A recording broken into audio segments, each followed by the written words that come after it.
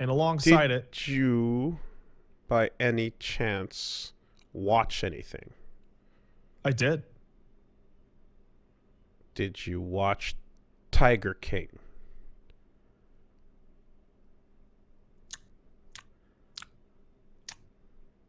Yes. Yes! But Yes! Let's go. but Let's go. Let's go. Let's I go. watched Tiger King at 4:30 this morning with Paige, so we only watched the one, but I said, "Hey, podcast is tomorrow." You only watched the first episode. Yeah, only the first episode. So be careful. So well, I should probably watch this Tiger King I keep hearing about. In that, I got more out of that first episode than I get out of entire seasons of other shit. What did you know about it before you clicked play? That it was about a guy named the Tiger King, Okay. and that people kept talking about Tiger King. Okay. Yes, it's that. It's that new thing that it's the same vein. It hits the same grapevine as Fire Festival, as Making a Murderer, as The Staircase, etc. It's the new thing that's out, and you gotta go see it. Holy shit, what a ride. It is in its core. So we're good to talk about the premise, right? We can talk about the premise, and we can Okay. talk about the first episode. You At the sure? So the premise is fascinating. It's something I don't think I would ever care about. And it is about. I cared about it.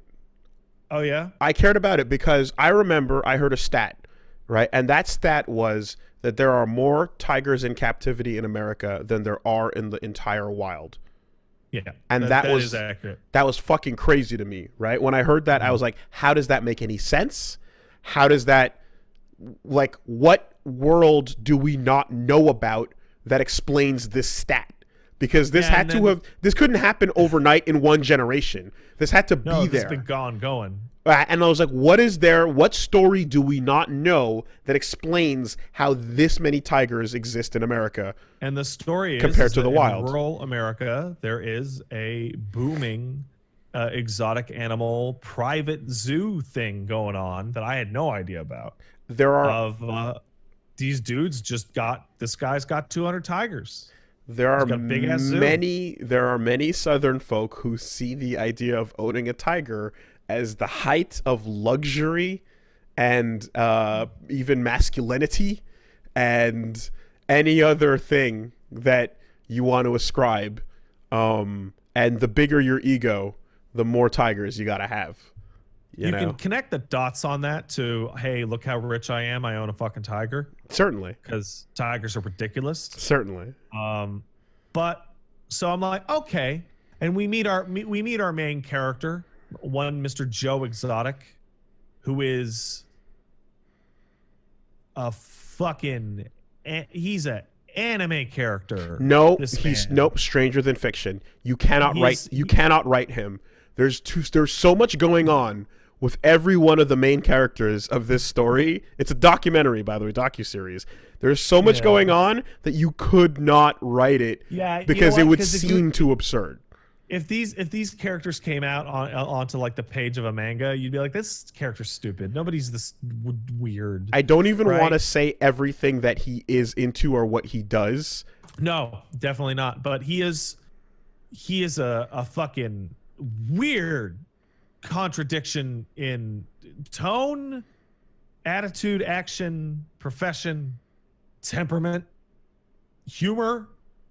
Joe Exotic's hilarious. Super eccentric character that is currently there are like people like Ed Norton are on Twitter fighting to play him in what will surely be the dramatized film. So you get Joe Exotic, and then you're like, okay, well, what other characters are we gonna go into? We're gonna meet the park rangers. Wow, there's a cast. Yeah. You're okay. Let's meet the mentor. Oh, that dude's insane. Yeah. Let's meet the villain. Oh, she seems not. Oh, she's super crazy. like top to bottom. You cannot be involved in this life of owning tigers without being completely fucking nuts. And then there's a subtext to it that comes through in the first episode, which is, okay, let's these people are from different states primarily. One of the villains from Florida, our heroes from Oklahoma. I forget where the Doc guy is. I think he's one state over. And when you go to our hero Joe Exotic's zoo, and you're doing the setup interviews with everybody. Hey, I'm the ranger. Hey, I'm the head ranger. Hey, I'm the You notice something in these interviews, and that is at the mentor's ranch and at the villain's ranch, everyone's fine. But at Joe's ranch, every single person is carrying around some horrible maim or missing limb or disability. Like every single person. I mean, so they're like, yes, but no, and that is a bit misleading, but there definitely is a level of like, what the fuck is wrong with you that like you clearly have been disfigured from fucking around with tigers, and you're still fucking around with tigers. Like every single like it's laughable because you got Joe Exotic talking about how safe the park is, and then we smash cut to another. It's like, oh man, we love those tigers, and they go to gesture with their stump. Yep. It's like, yep. So it's like, oh, okay.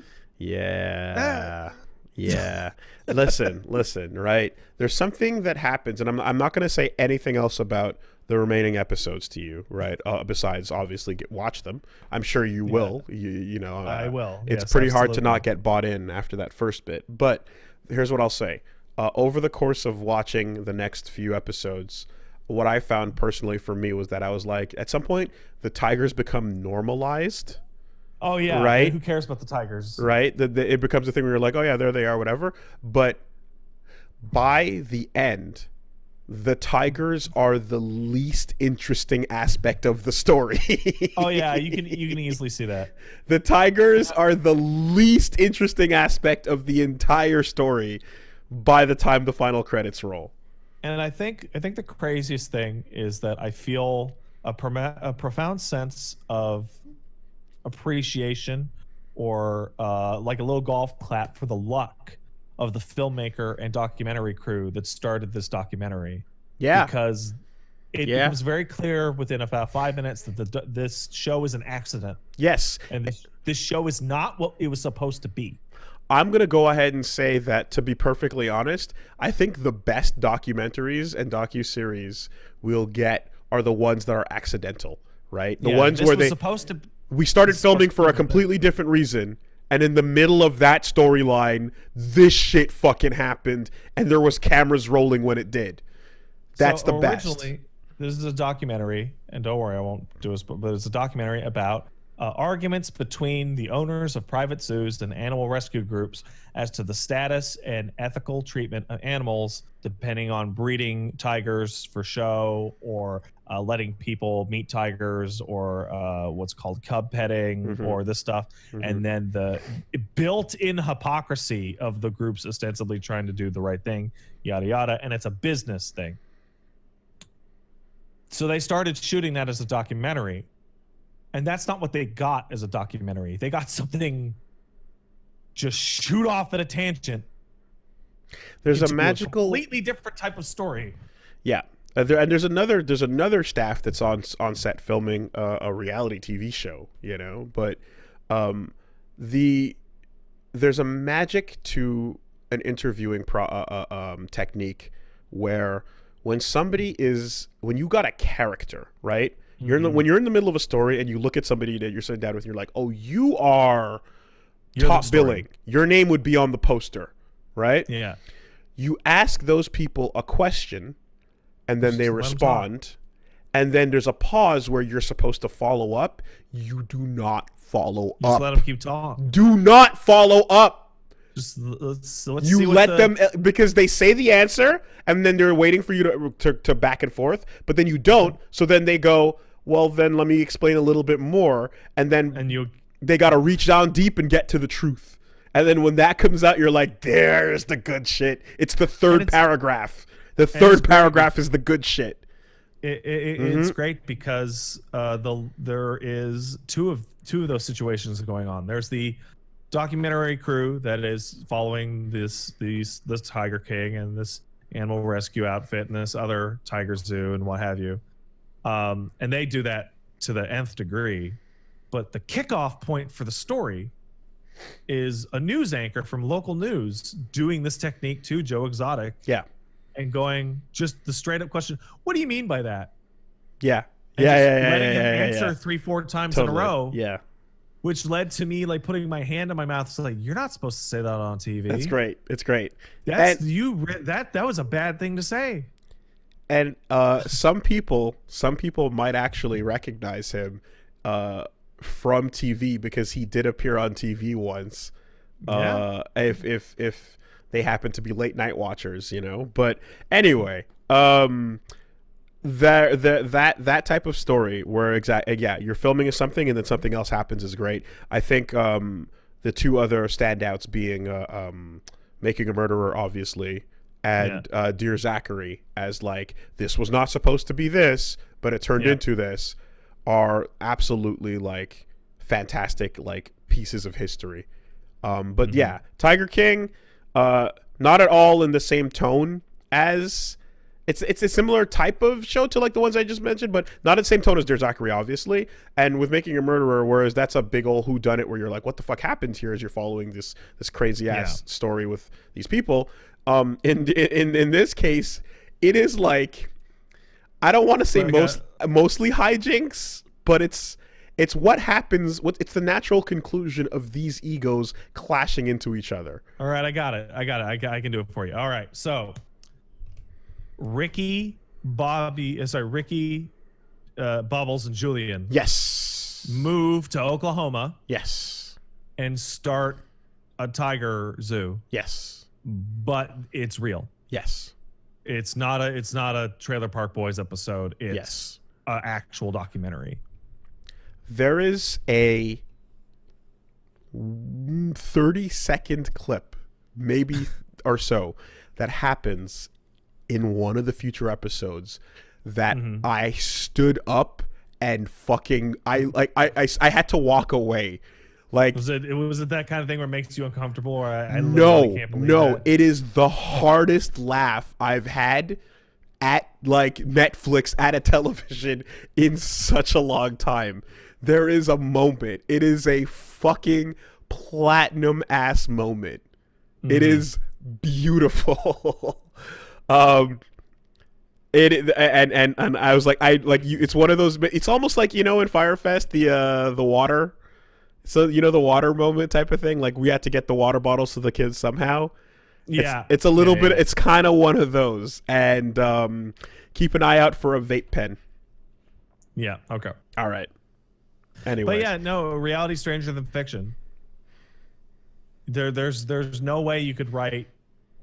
I once, when I was younger, I thought, like, why would you ever read nonfiction books? Because, fiction books, you could do anything, right? It could be, there's a dragon, I'm a robot, whatever, right? And it's like, nah, because the infinite permutations of stupid shit that we have all gotten up to will create things that no one could have ever thought of.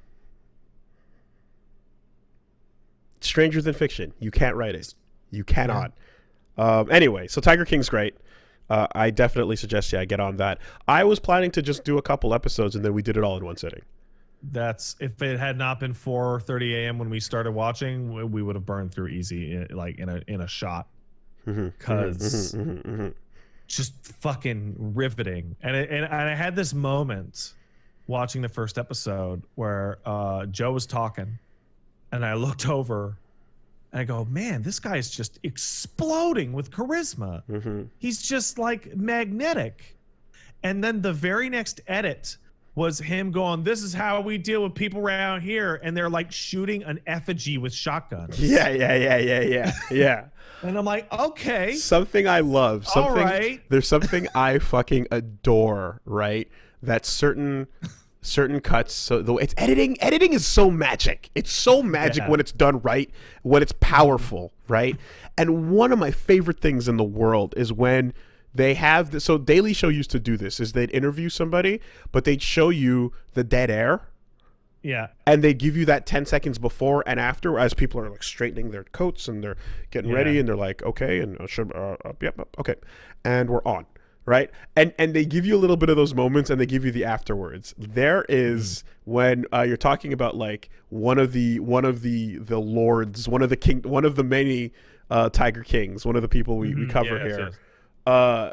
This dude will be like full on in character, and then we'll just snap back and be like, yeah, okay, was that it? It's fine. Okay, or whatever. Do this, do that. That's good. All right, well, you guys come up to the house. You're going to knock on the door. You're going to say, hey, guys, nice to meet you. I'll do the whole thing. Oh, yeah. Okay, all right, cool. And the camera guys are joking about how he's a better director than they are. And it's just like, this is how you're going to do it. All right, cool. All right. Hey, how's it going? There's a real insincerity is... I was thinking about this the other day. I was doing a little research on it. Insincerity is like the single, if not, like one of the worst, or if not the single most, like disgusting, like internal reaction, emotion you can see in someone. And in that case, it's really cool to see a situation where everybody prepares for some kind of performance. Like I sat down in front of this podcast, before the mic turned on, I fixed my coat and went, yeah. Oh, for sure. Okay, right? Yeah. But there's a certain value in seeing someone literally just put the mask on. Because sometimes it's fucking nightmarish. And like with Doc, it's like, yeah. Okay. All right. This is a complete fabrication, top to bottom. Holy shit. Yeah. No, there's a difference between realizing you're on energy, which again I absolutely have, right? I assure you, if you come in and peek on me, you'll get a quieter talking and probably more sarcastic version of myself. Oh yeah, Woolie has a real fucking on-off state for the fucking podcast where you're not awake and then you hit the button, then you shake your head and go, all right. And then post-podcast, you just kind of deflate. The process of recording wakes me up. Yeah. I wake up as I'm on the air. And in many cases, if it's a really long one, it's like, oh, I haven't eaten anything. Turns out I was running on fumes. Oh, my blood sugar is fucked. Didn't realize I was on the magic pixel. Not my blood sugar. I'm not diabetic. Well, yeah, no, but your blood, when you haven't eaten all day and you're feeling your energy, that's your blood sugar.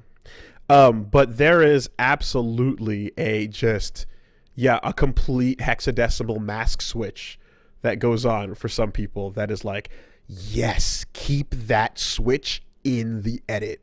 Do not give them what they want. Let me see the mask come on, and even more important, let me see the mask come off. And it's like, oh. You get that here, and it's marvelous. That's weird, marvelous. Isn't it? So Tiger Lords, Tiger King, they call him the king for a reason. Angry Scar, Tiger Uppercut. Anyway,